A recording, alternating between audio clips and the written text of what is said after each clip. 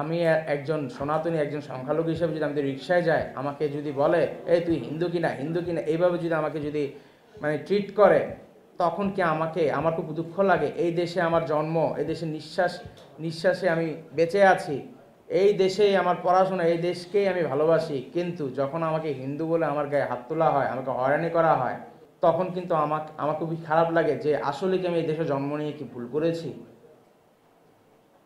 আমি যখন স্কুলে পড়তাম তখন কিন্তু আমরা ধর্ম দেখতাম না।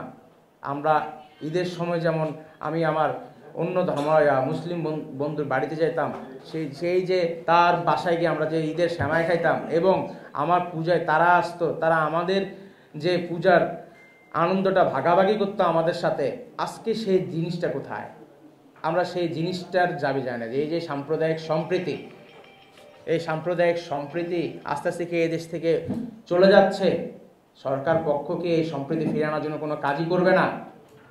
আমরা প্রশ্ন করতে চাই, আমরা দাবি জানাইছি ৮ দফা, আমরা ৮ দফার বাইরে কোনো কথাই কিন্তু আমরা আজ পর্যন্ত বলি নাই।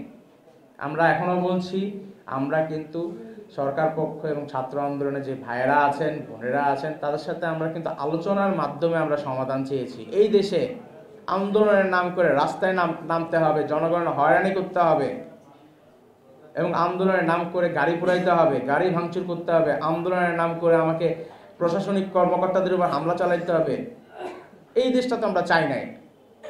এটা করছে কারা? এটা করছে দুষ্কৃতিকারেরা।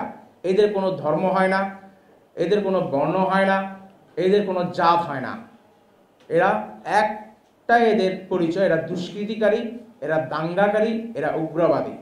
গতকালের যে ঘটনা চট্টগ্রামে ঘটে গেছে, যে চিন্ময় প্রভুকে নিয়ে, আমরা খুব মর্মাহত। ঘটনাটা এমন হওয়ার ছিল না, যে আমাদের এই নতুন বাংলাদেশে তো এমন ঘটনা হওয়ার কথা না। তার মানে এই কিছু দুষ্কৃতিকারী নিশ্চয়ই আমাদের সাথে মিশে বা আমাদের এই দেশে এখনো পর্যন্ত অরাজকতা এবং সাম্প্রদায়িক ইস্যু নিয়ে দাঙ্গা সৃষ্টি করার পায়তারা করছে।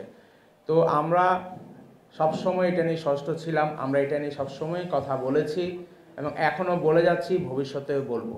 আমরা শান্তিপূর্ণভাবে এবং আলোচনার মাধ্যমে আমরা কিন্তু এই সংখ্যালঘুদের ৮ দফার বাস্তবায়ন চাই। আন্দোলন হবে, রাজপথে আন্দোলন হবে, কিন্তু মঞ্চ তৈরি করে কোনো আন্দোলন আমরা চাই না। শান্তিপূর্ণ সমাবেশ জনগণের সাথে মিশে যদি কেউ করতে না পারে, এর দায় সংখ্যালঘু অধিকার আন্দোলন নেবে না এবং এর দায় সংখ্যালঘু সম্প্রদায়ও নেবে না।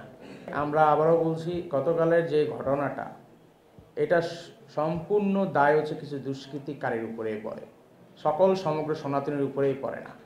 সকল সনাতনী সম্প্রদায় কিন্তু দুষ্কৃতিকারী না।